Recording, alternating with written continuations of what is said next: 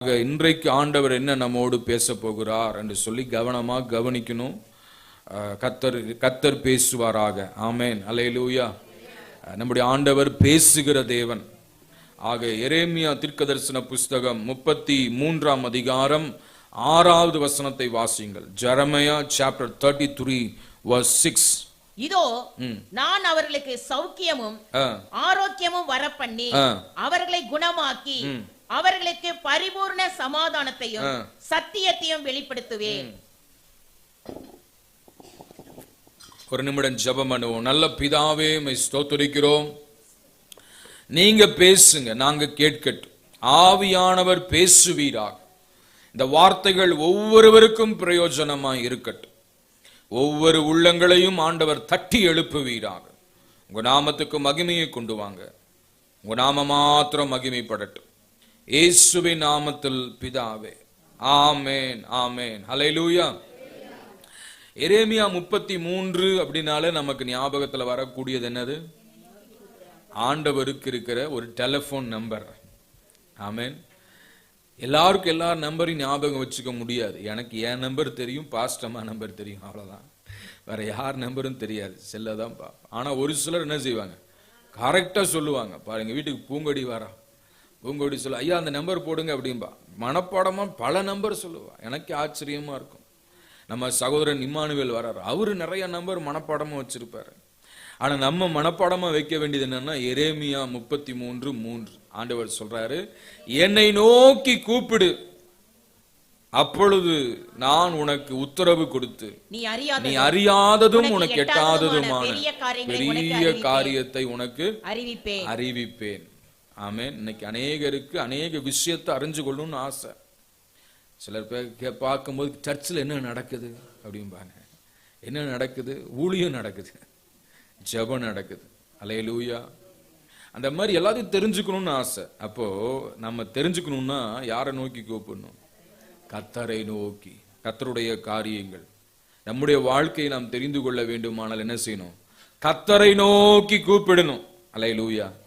அதை தொடர்ந்து நம்ம அந்த அதிகாரத்தை படிச்சுட்டு வரும் பொழுது 6வது வசனத்துல ஆண்டவர் சொல்றாரு, இதோ நான் அவர்களுக்கு சௌக்கியமும் ஆரோக்கியமும் வரப்பண்ணி அவர்களை குணமாக்கி அவர்களுக்கு பரிபூரண சமாதானத்தையும் சத்தியத்தையும் வெளிப்படுத்துவேன் என்று ஆண்டவர் சொல்றார். அல்லேலூயா, அல்லேலூயா. டாக்டருங்க எப்படி சொல்றாங்க? we cut and we stitch, but healing comes from God. வெட்டுவதும் தைப்பதும் எங்களுடைய வேலை, சுகப்படுத்துகிறவர் யாரு? கர்த்தர். அல்லேலூயா. ஆக தேவ பிள்ளையை சுகம் கொடுக்கிறவர் ஆண்டவர். ஆகவே தான் சொல்றாரு, நான் அவர்களுக்கு சௌக்கியமும் ஆரோக்கியமும் வரப்பண்ணி அவர்களை குணமாக்கி அவர்களுக்கு பரிபூர்ண சமாதானம். சுகமா இருக்கிறவனுக்கு எப்படி இருக்கும்? நல்ல சந்தோஷமா இருக்கும். பலவீனமா வியாதியா இருக்கிறவனுக்கு எப்படி இருக்கும்? ஒரு நாள் விடியும் பொழுது, ஐயோ இன்னைக்கு விடிஞ்சிருச்சே, இன்னைக்கும் பாடு, இன்னைக்கும் கஷ்டம். ஆமென். ஆக தேவ பிள்ளை ஆண்டவர் இங்க சொல்றார், நான் அவர்களுக்கு ஆரோக்கியமும் சௌக்கியமும் வரப்பண்ணி என்ன செய்றாராம்? அவர்களை குணமாக்கி. இந்த வார்த்தை தான் என்னை தொட்டது. என்ன சொல்றாரு? அவர்களை குணமாக்கி. ஆண்டவர் நம்மை குணமாக்குகிற தேவனாய் இருக்கிறார். 2 வகையான குணம். ஒன்று ஸ்பிரிச்சுவல் ஹீலிங், இன்னொன்று பிசிக்கல் ஹீலிங். ஸ்பிரிச்சுவல் ஹீலிங் என்னன்னா, பாவத்தில் இருக்கிற மனுஷனுக்கு ஒரு விடுதலை கொடுக்கிறவர் தேவன். அல்லேலூயா. ஆண்டவரை தேடாம வாழ்ந்து கொண்டிருக்கிறவனுக்கு சமாதானம் இருக்காது, சந்தோஷம் இருக்காது. அவன் ஆண்டவர்கிட்ட இழுத்து அவனுக்கு ஒரு சந்தோஷத்தை கொடுக்கிறவர் ஆண்டவர். அல்லேலூயா. ஆக நான் அவர்களுக்கு ஆரோக்கியம் சௌக்கியமும் வரப்பண்ணி, அதாவது ஆவிக்குரிய ரீதியிலும் சரிப்படுத்துகிறார், சரீரத்திலையும் ஆண்டவர் என்ன செய்யறாருங்க? சரிப்படுத்துகிறார். ஆகவே தான் சொல்ற, நான் அவர்களை குணமாக்கி அவர்களுக்கு பரிபூர்ண சமாதானத்தையும் சத்தியத்தையும் வெளிப்படுத்துவேன் என்று ஆண்டவர் சொல்றார். இப்ப ஆண்டவர் என்ன சொல்றாரு? நான் உன்னை குணமாக்கி அப்படின்னு சொல்றாரு. இன்னைக்கு ஏன் குணம் கிடைக்காம போகுது? இன்னைக்கு ஏன் ஜனங்களுக்கு விடுதலை கிடைக்காம போகுது? இன்னைக்கு ஏன் ஜனங்களுக்கு அற்புதம் நடக்காம போகுது? நம்முடைய ஆண்டவர்கிட்ட வல்லமை இல்லையா? நம்முடைய ஆண்டவர்கிட்ட சுகம் அளிக்கிற சக்தி இல்லையா? ஏன் சுகம் கிடைக்காம போகுது? ஏன் விடுதலை கிடைக்காம போகுது? ஏன் அற்புதங்கள் நடக்காம போகுது? ஏன் ஏன் ஏன் இவ்வளவு ஜெபம் பண்றமே, ஏன் நடக்கல? ஆமென். நீங்க பார்க்கலாம், அதாவது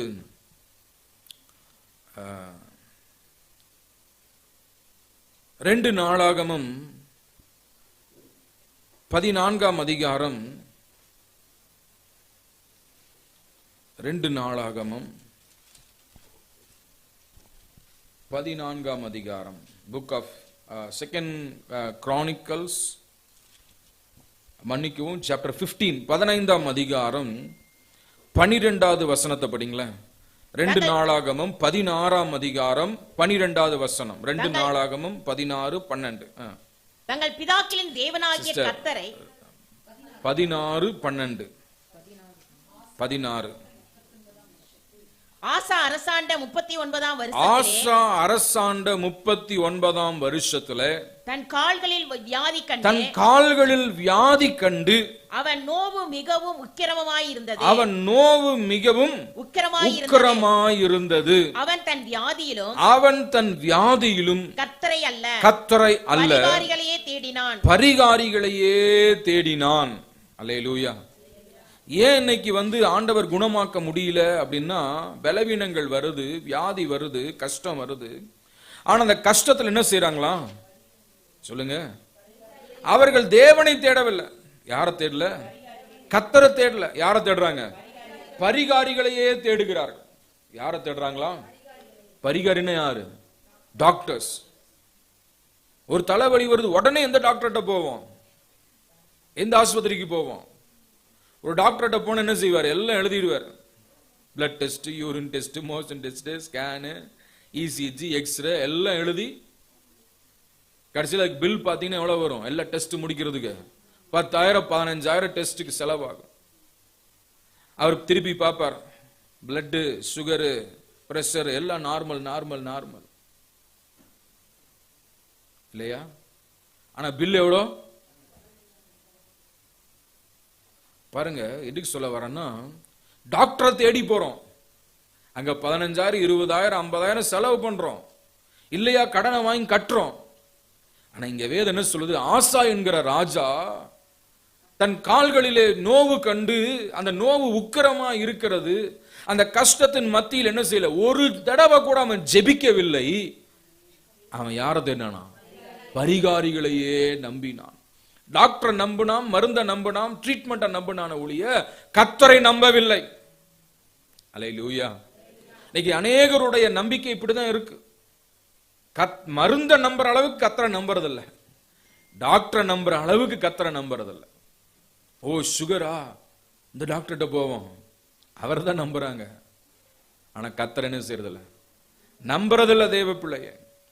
ஆக என்னை கேட்டுக்கொண்டிருக்கிற கர்த்தருடைய பிள்ளைகள், இனிமே என்ன செய்யுங்க? உங்க பலவீனம் வரும்பொழுது, கஷ்டங்கள் வரும்பொழுது முதல்ல கர்த்தரை நம்புங்க, கர்த்தரை தேடுங்க, அவர் சமூகத்துக்கு வாங்க. அல்லேலூயா. எரேமியா தீர்க்கதரிசன புஸ்தகம் 8ஆம் அதிகாரம் 22வது வசனம் சொல்லுகிறது. Jeremiah chapter 8 verse 22 it says, எரேமியா 8:22 வாசி. கீலேயாத்திலே பிசின் தைலம் இல்லையோ, ரண வைத்தியனும் அங்கே இல்லையோ,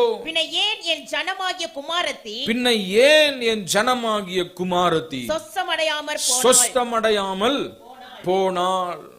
இங்கே கர்த்தர் சொல்றாரு, இஸ்ரவேல்ல ரண வைத்தியன் இல்லையோ, கீலேயாத்துல பிசின் தைலம் இல்லையோ. ரண வைத்தியன், ரணம் என்னதுங்க? புண்கள், அழுகின மாமிசம், இதற்கு என்ன தேவை? வைத்தியம் தேவை. இஸ்ரவேல் இல்லையா? ஆமென். இஸ்ரவேலின் தேவனே ரண வைத்தியராய் இருக்கிறார். கீலேயாத்தில் பிசின் தைலம் இல்லையோ? பிசின் தைலம் வலிகளுக்கெல்லாம் பூசப்படுகிறது, அந்த தைலம் இல்லையோ, பின்ன ஏன் என் குமாரத்தி சொஸ்தமடையாமல் போகிறார்? ஆண்டவர் இருக்கிறார், அவர்தான் கீலேயாத்தின் பிசின் தைலம், அவர்தான் இஸ்ரவேலின் ரண வைத்தியன். அவரிடத்துல வந்து சுகமடையாமல் போனவர்கள் யாருமே இல்ல. அல்லேலூயா. ஆண்டவரால முடியாதென்று அனுப்பப்பட்டவர்கள் யாருமே இல்ல. டாக்டருங்க அனுப்பிடுவாங்க, இதுக்கு மேல வைத்தியம் இல்லைன்ட்டு. ஆனா என் அப்பன் இயேசு அனுப்ப மாட்டார். நம்ம அவரை தேடி வரணும். இந்த ஆசா என்கிற ராஜா என்ன செஞ்சாராம்? பரிகாரிகளையே நம்பினான், மருத்துவத்தையே நம்பினான், வைத்தியத்தையே நம்பினான், மருந்துகளையே நம்பினான். அதனால என்னாச்சான்? அவன் ஏறின கட்டளை விட்டு இறங்கல. அதுக்கு அடுத்த வசனம் சொல்லப்பட்டிருக்கு. 2 நாளாகமம் 16ஆம் அதிகாரம் 42வது வசனத்தை படிங்க. எத்தனாவது வசனம்? 13வது வசனம் படிங்க. வசனம் படிக்க கரெக்டா ஃபாலோ பண்ணணும். ஆசா தான் அரசாண்ட 41ஆம் வருஷத்தில் 41ஆம் வருஷத்துல மரித்து தன் பிதாக்களோட நித்திரை அடைந்தான். ஏன் மரித்து போனான் சொல்லுங்க? கர்த்தரை தேடல, ஜெபிக்கல, விசுவாசிக்கல, ஆண்டவர்ட்ட நம்பிக்கை வைக்கல. அதனால என்னாச்சுங்க? அந்த வியாதியிலே அவன் மரித்து போனான். ஆசா பெரிய ராஜா தான், ஆண்டவரை தேடினவன் தான். ஆரம்பத்துல நாட்கள் செல்ல செல்ல என்னாச்சு? விசுவாசம் குறைஞ்சிருச்சு, ஜெபம் குறைஞ்சிருச்சு. கொஞ்சம் யோசிச்சு பாருங்க. ஆரம்பத்துல ஏசாமிட்ட வந்த பொழுது எப்படி இருந்தோம்? நல்ல ஜெபம், ஒழுக்கம், பரிசுத்தம். நாட்கள் செல்ல செல்ல என்ன ஆகுது? பாத்துக்கலாம் அப்புறம். இப்ப தேவை சந்தோஷம், இப்ப தேவை ஊர் சுத்தணும், இப்ப தேவை படுத்து தூங்கணும், இப்ப தேவை நம்ம அதை பார்ப்போம். பின்னாடி பாத்துக்கலாம்னா விசுவாசம் படிப்படியா போயிடும். அல்லேலூயா. ஏன் ஜெபத்துக்கு வாங்கன்னு சொல்றேன்? விசுவாசம் பலப்படதான் சொல்றேன். ஏன் ஆறாவதுல பங்கு பெறுங்கன்னு சொல்றேன்? கிறிஸ்தவ வாழ்க்கையை அந்த அனலை குறைஞ்சு போக கூடாதுன்றதுக்காக சொல்றேன். ஆக இதுக்கெல்லாம் வராம இருக்கும் பொழுது என்ன ஆகும்? விசுவாசம் மங்கி போயிரும், ஜெப ஜீவியம் குன்றி போயிரும், ஆண்டவர் மேல நம்பிக்கை வைக்க முடியாது. வேலையத்தான் நம்ப முடியும். இங்க போன எனக்கு இன்னைக்கு ஒரு 500 ரூபாய் கிடைக்கும், இன்னைக்கு போன ஒரு 1000 ரூபாய் கிடைக்கும், இதைத்தான் நம்பிக்கை வைப்போம். அந்த பணம் அழிஞ்சு போகும், அந்த பணம் நிலை நிற்காது. இன்னைக்கு உங்க பாக்கெட்ல 100 ரூபாய் இருக்குன்னா அந்த 100 ரூபாய் இருக்காது, நாளைக்கு அது வேற பாக்கெட்ல போயிடும் இல்லைங்களா? ஆக பணத்தை தேடி இந்த விசுவாசத்தை விட்டு பின்வாங்கி போகாமல் கர்த்தரை நாடி கர்த்தர் சமூகத்தில் நிலைத்திருக்கும் பொழுது, அவரை நோக்கி நாம் கேட்கும் பொழுது, கெஞ்சும் பொழுது ஆண்டவர் இறங்குவார். ஆசாவுடைய beginning, it was good beginning. அவன் ஆண்டவரை தேடினான், கர்த்தருக்கு முக்கியத்துவம் கொடுத்தான், முதலிடம் கொடுத்தான். நாட்கள் செல்ல செல்ல செல்ல செல்ல என்னாச்சுங்க? கர்த்தரை விட்டு பின்வாங்கி அவருடைய வாழ்க்கை என்னாச்சு? ஒரு ஜெபமில்லாத வாழ்க்கையாய் போய்விட்டது. ஆகவே என்னை கேட்டுக்கொண்டிருக்கிற தேவ பிள்ளையே, ஜெபம் நம்முடைய வாழ்க்கையில குறையக்கூடாது. என்ன பலவீனங்கள், என்ன கஷ்டங்கள் வந்தாலும் அந்த வியாதி படுக்கையில கிடந்த ஆண்டவரே என்று சொல்லி கேட்கும் பொழுது அவர் இறங்குவார், ஜெபத்திற்கு பதிலை கொடுப்பார். இதே மாதிரிதான் ஒரு ராஜா வியாதியோடு கிடந்தான். அவன் பேர் என்ன? எசேக்கியா ராஜா. அவனுக்கு மரணத்துக்கு ஏதுவான வியாதி. அவன் மரிச்சு போயிடுவான்ற சூழ்நிலை வந்துச்சு. இவனுக்கு காலில் தான் நோவு வந்துச்சு. அவனுக்கு என்ன? உடம்பு முழுக்க வியாதி, பிளவை என்கிற வியாதி, பயங்கரமான வியாதி. படுக்கையில கிடக்கிற ஆண்டவர் பார்த்தார், இனி இவன் பிழைக்க மாட்டான், இவன் அவ்வளவுதான் சொல்லிட்டு அவன் வீட்டுக்கு தேவ மனுஷனை அனுப்பி போய் சொல்றாரு, எசேக்கியா ராஜா, நீ உன் வீட்டு காரியத்தை ஒழுங்குபடுத்து, நீ மரிக்க போகிறாய், நீ பிழைக்க மாட்டாய். உடனே அவன் எந்த டாக்டர்கிட்ட போலான்னு அவன் போகல. உடனே என்ன பண்ணான்? சுவர்புறமாக திரும்பி ஆண்டவரே எனக்கு இறங்கும் என்று கெஞ்சினான். அல்லேலூயா. கர்த்தர் அவன் ஜெபத்தை கேட்டார். ஒருவேளை பரிகாரியை நாடி இருந்தால் அவன் அன்றைக்கே மரித்திருப்பான். கர்த்தரை தேடினபடியினாலே கர்த்தருடைய இரக்கங்கள் அவனுக்கு கிடைத்தது. இஸ்ரவேலின் ரண வைத்தியன் கீலேயாத்தின் பிசின் தைலம் அவனுக்கு இறங்கி சுகத்தை கொடுத்து ஆண்டவர் சொல்றாரு, உன் கண்ணீரை கண்டேன், உன் விண்ணப்பத்தை கேட்டேன், உன் ஆயுசின் வருடங்களோடு என்ன செய்றேன்? 15 வருடத்தை நான் கூட்டுகிறேன். ஹல்லேலூயா. அவர் நம்மை குணமாக்குகிற தேவன். அவர் சொல்றாரு, நான் அவர்களுக்கு ஆரோக்கியமும் சௌக்கியமும் வரப்பண்ணி. ஹல்லேலூயா, ஹல்லேலூயா. கர்த்தருக்கு மகிமை உண்டாவதாக. நான் ஆரோக்கியமும் சௌக்கியமும் வரப்பண்ணுகிற தேவன், நான் அவர்களை குணமாக்குகிற தேவன் என்று சொல்லுகிறார். இயேசு கிறிஸ்து உயிரோடு வாழ்ந்த நாட்களிலே அவர் ஒரு விருந்துக்கு போயிருந்தார். லூக்கா சுவிசேஷம் 14ஆம் அதிகாரம் 1 - 6 வரைக்கும் உள்ள வேத பகுதியை வாசிக்கும் பொழுது, லூக்கா சுவிசேஷம் 14ஆம் அதிகாரம் 1 to 6 வரைக்கும் உள்ள வேத பகுதியில் நீங்க வாசிங்கன்னா வீட்டுல போய் வாசிச்சு பாருங்க. டைம் ஆயிருச்சு, நான் சொல்ற கவனிங்க. இயேசு கிறிஸ்து ஒரு ஓய்வு நாளிலே ஒரு பரிசேயருடைய வீட்டிலே அவர் போயிருந்தார். இயேசு கிறிஸ்துவை அழைத்தால் அவர் வீட்டுக்கு வருவார். அல்லேலூயா. அநேகர் அழைத்தார்கள், அவர்கள் வீட்டுக்கெல்லாம் இயேசு போனார். அல்லேலூயா. நாமும் அழைக்கும் பொழுது நம்முடைய வீட்டுக்கு வருவார். எத்தனை பேர் விசுவாசிக்கிறீங்க? அல்லேலூயா, அல்லேலூயா. நிறைய வீடுகள்ல ஜபக்குழு, இந்த கிராம ஜபக்குழு போகிறார்கள். அவங்களை கூட்டு ஜபங்களை வைங்க, ஆண்டவர் உங்க வாழ்க்கையை ஆசீர்வதிப்பார், குடும்பத்தை ஆசீர்வதிப்பார். அல்லேலூயா. ஆக இங்க நம்ம என்ன படிக்கிறோம் பாருங்க, அந்த ஓய்வு நாளிலே ஒரு பரிசேயனுடைய வீட்டிலே எதுக்கு போயிருந்தார்? ஒருவனுடைய வீட்டிலே அவர் போஜனம் பண்ணும்படி போயிருந்தார். Jesus was invited to have a feast in the house of a Pharisee. அங்கே ஒரு பரிசேயனுடைய வீட்டிலே அவர் எதுக்கு போயிருந்தாருங்க? சாப்பிடுறதுக்கு போயிருந்தார். சாப்பிட போய் உட்கார்ந்து இருக்கிறவங்க என்ன யோசிப்பாங்க? எப்படா சாப்பாடு போடுவோம்? பேசிட்டே இருக்கிறாங்களே. இன்னைக்கு நீங்க நினைக்கல, என்ன பாஸ்டருக்கு எழுப்புதல் வந்துருச்சாரு, பேசிட்டே இருக்கிறார். எப்பொழுதும் எழுப்புதல் தான். அல்லேலூயா, ஆமென். ஏன்னா கர்த்தர் இருக்கிறார். அல்லேலூயா. ஆக தேவ பிள்ளையே எதுக்கு சொல்ல வரேன்னா, விருந்துக்கு அழைத்திருந்தார்கள். இயேசு கிறிஸ்து ஒரு விருந்துக்கு போயிருந்தார். ஆயக்காரன் விருந்து கூப்பிட்டு இருந்தா, ஆயக்காரன் வீட்டுக்கு இயேசு போனார். ஆக எங்கெல்லாம் அவரை அழைக்கிறார்களோ அங்கெல்லாம் போவார். அப்ப அங்கே போயிருக்கும் பொழுது என்ன ஆகுது பாருங்க, அங்க 2வது வசனத்துல படிக்கிறோம். அப்பொழுது நீர்க்கோவை வியாதி உள்ள ஒரு மனுஷன் அவருக்கு முன்பாக இருந்தான். என்ன செய்வார் என்று ஜனங்கள் அவர் மேல் நோக்கமாய் இருந்தார்கள். பாருங்க, இயேசு கிறிஸ்து விருந்துக்கு போயிருக்கும் பொழுது அங்கே அவர் உட்கார்ந்து இருக்கிறார் பந்தியிலே சாப்பிடுவதற்காக. அங்கே பார்த்தால் நீர்க்கோவை வியாதி உடைய ஒருவன் அவருக்கு முன்பாக இருந்தான். இயேசுவுக்கு முன்பாக நீர்க்கோவை வியாதி அப்படின்னு போட்டிருக்கு. அப்படின்னு என்னது, என்னன்னு சொல்லி பார்க்கும் பொழுது அவனுக்கு கைகால்லாம் வீங்கி இருக்கு, நீர் கோத்து இருக்கு, கைகால்லாம் வீங்கி இருக்கு, நீர் டிராப்சி அப்படின்னு சொல்லி அதுக்கு ஆங்கிலத்தை சொல்றாங்க. அப்நார்மல் ஸ்வெல்லிங், அதாவது இயற்கைக்கு மாறாக வீங்கி இருக்கு. யாருக்கு வீக்கம் வரும் அப்படின்னா, ஹார்ட் ஃபெயிலியர் ஆனவங்களுக்கு உடம்பெல்லாம் என்ன செய்யும்? வீங்கும். கிட்னி ஃபெயிலியர் ஆனவங்களுக்கு உடம்பெல்லாம் வீங்கும். யூரின் மோஷன் ஒழுங்கா போகல என்ன ஆகும்? அங்கங்க வீக்கம் வரும். சில பேருக்கு பார்த்தீங்கன்னா முகம் வீங்கி இருக்கும்.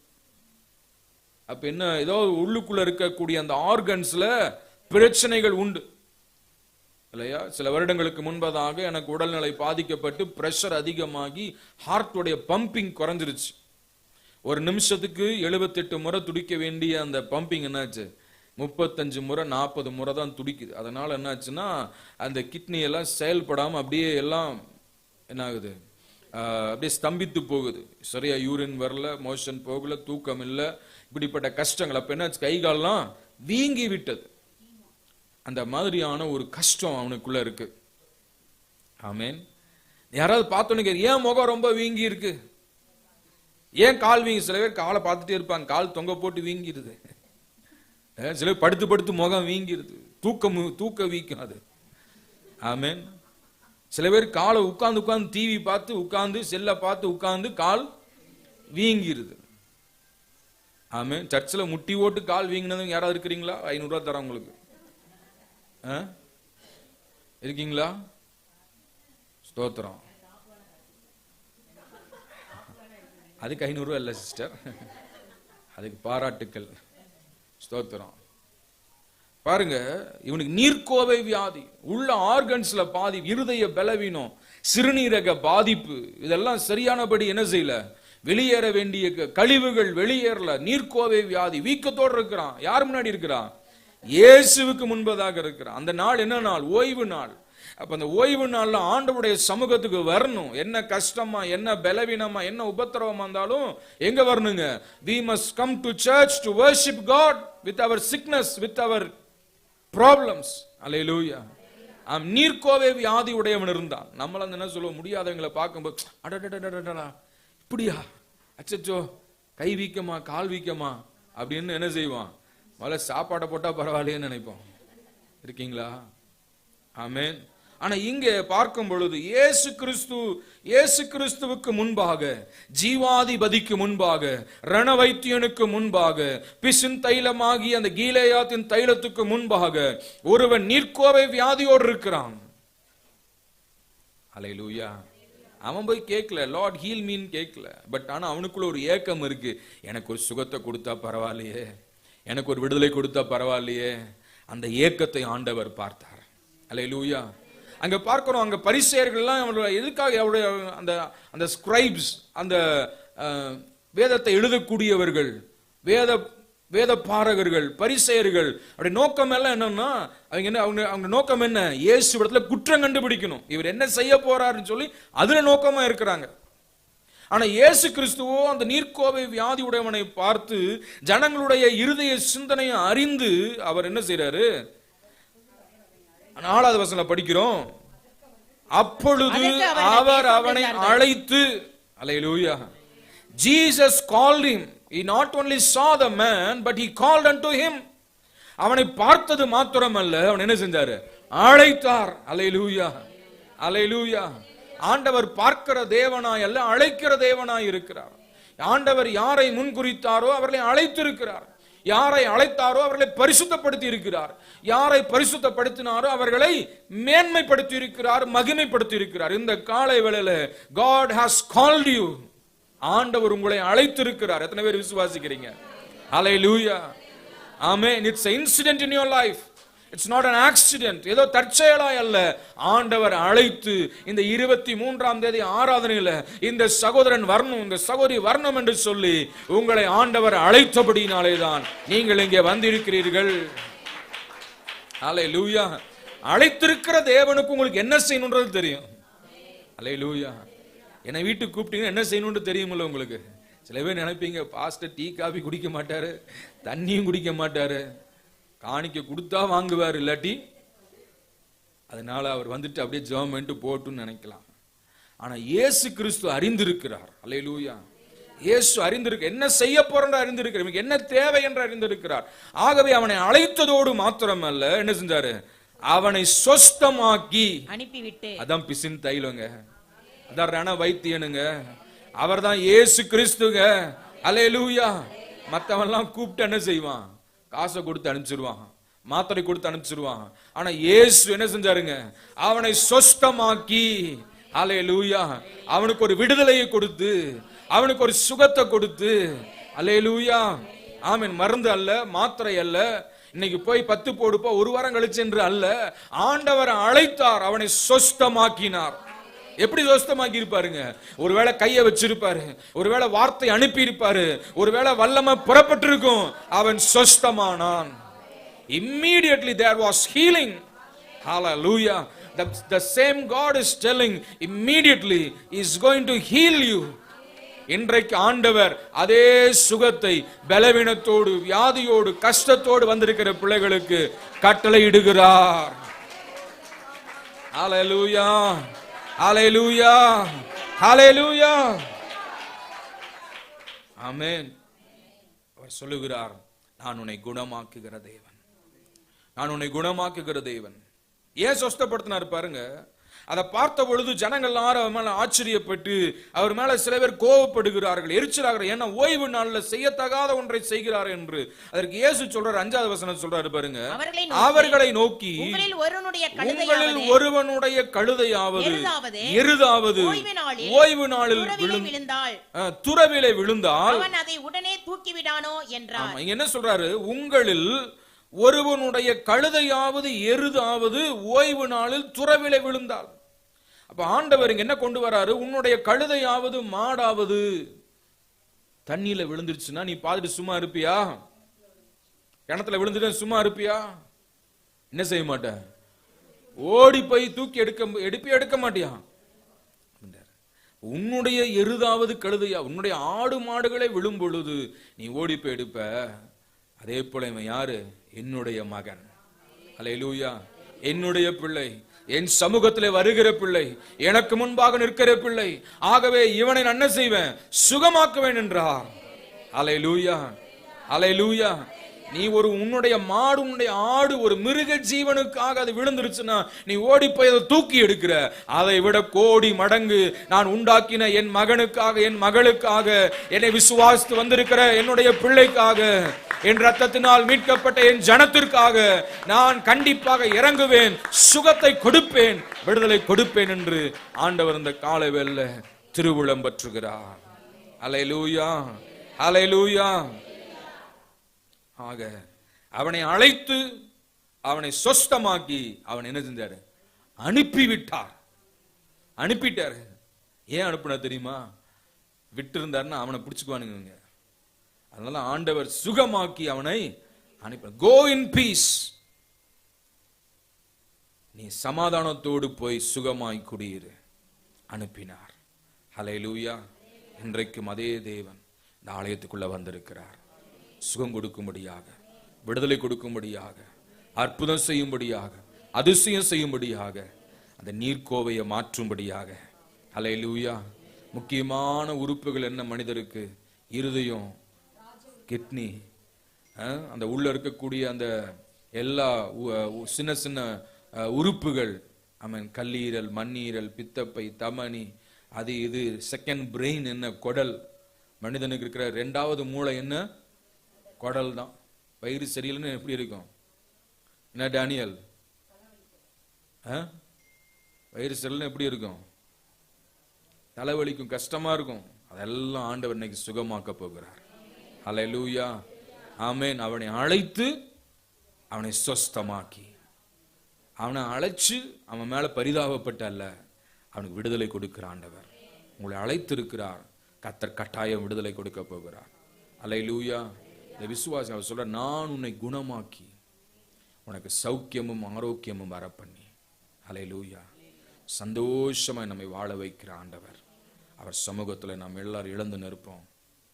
விடுதலையின் கரம் இறங்கி இருக்கிறது. சுகமளிக்கிற கரம் இறங்கி இருக்கிறது. ஆண்டவர் அற்புதங்களை செய்கிறார். அல்லேலூயா.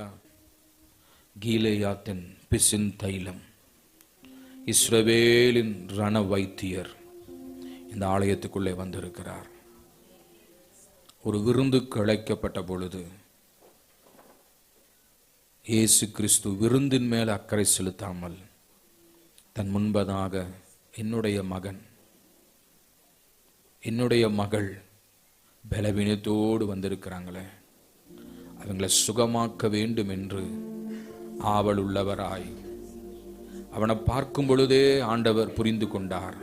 இவனுக்கு ஒரு ஹீலிங் தேவை, இவனுக்கு ஒரு சுகம் தேவை என்று. அதே போல இந்த ஆராதனைக்கு வந்திருக்கிற உங்களையும் என்னையும் என் ஆண்டவர் பரலோகத்திலிருந்து பார்த்து கொண்டிருக்கிறார். நமக்கு என்ன சுகம் தேவைன்னு அவர் அறிகிறார். ஒருவேளை ஸ்பிரிச்சுவல் ஹீலிங் தேவையா? ஆவிக்குரிய சுகம் தேவையா? பாவத்திலிருந்து விடுதலை தேவையா? அக்கிரமத்திலிருந்து விடுதலை தேவையா? ரகசிய பாவங்களிலிருந்து விடுதலை தேவையா? அதை ஆண்டவர் கொடுப்பார். உங்களுடைய ஆத்துமாவை சுத்தப்படுத்துவார். சுத்தப்படுத்தாம ஆண்டவர் யாரையும் ஆசீர்வதிக்க முடியாது. அவனை அழைத்தார். அழைக்கும் பொழுதே அவனை சுத்தப்படுத்தினார். அதை போல் ஆண்டவர் அழைக்கிறார், சுத்தப்படுத்துவார். இரண்டாவது அவனுக்குள்ள என்ன கொடுக்கிறாருங்க? அவனை சொஸ்தமாக்கி,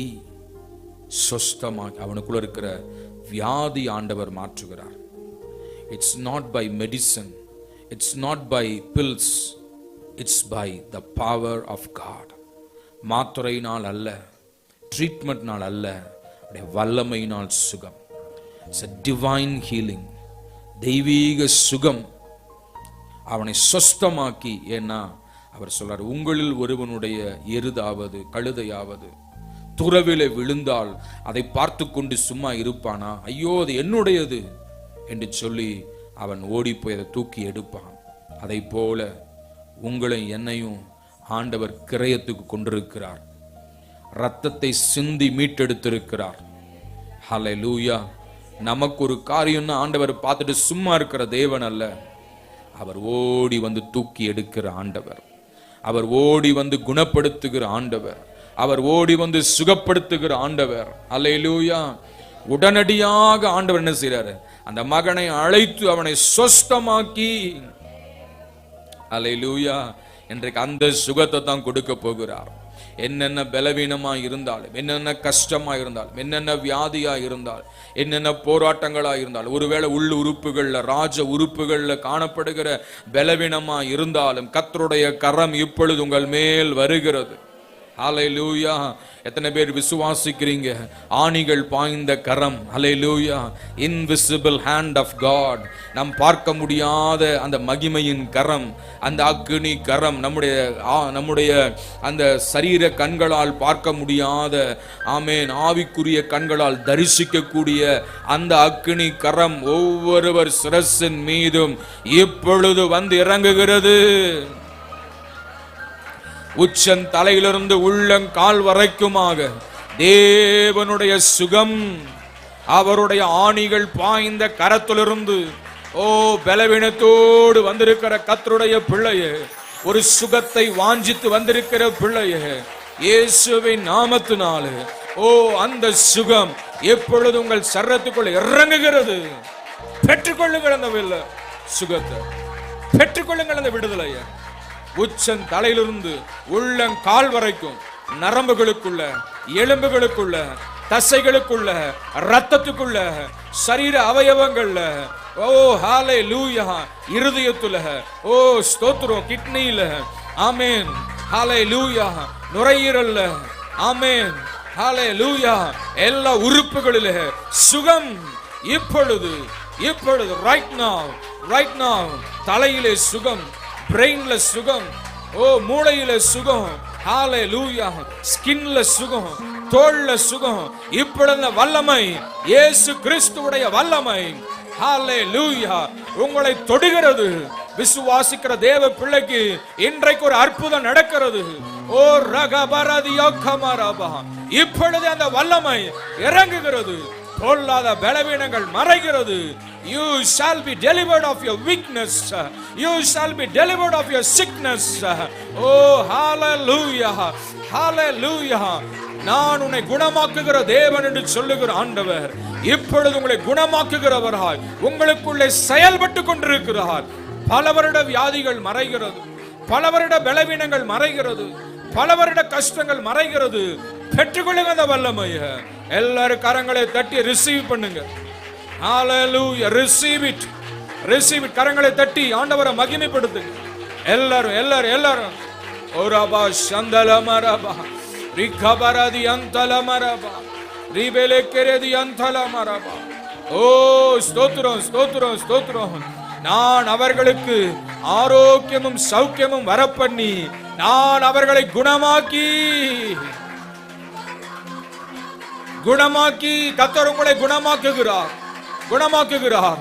இயேசு இயேசு, Jesus Jesus Jesus Jesus Jesus Jesus Jesus Jesus Jesus Jesus Jesus Jesus Jesus Jesus Jesus Jesus Jesus Jesus Jesus Jesus, Jesus, Jesus, Jesus.